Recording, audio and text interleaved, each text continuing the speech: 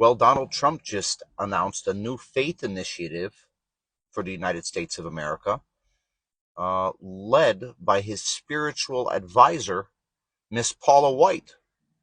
Let's take a look at Miss Paula White.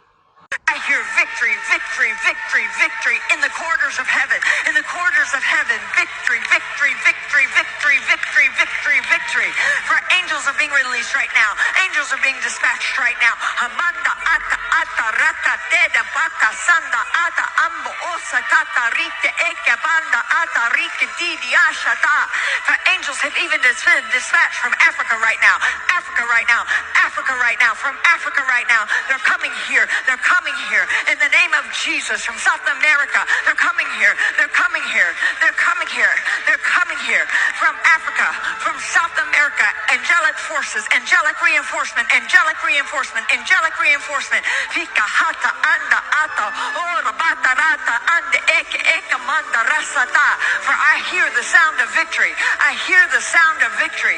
I hear the sound of victory. I hear the sound of victory. I hear the sound of victory. I hear the sound of victory. I hear the sound of victory. I hear the sound of victory. I hear the sound of victory. I hear the sound of heresy. I hear the sound of heresy. I hear the sound of heresy. According to Miss Paula White, angels from Africa and South America are coming here to save us. This is the woman who's leading the faith initiative in the United States of America. But no big deal. Trust the plan.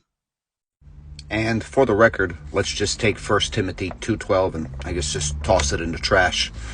But I suffer not a woman to teach, nor to usurp authority over the man, but be in silence. I mean, just forget what the Bible says, Mr. Trump. No big deal.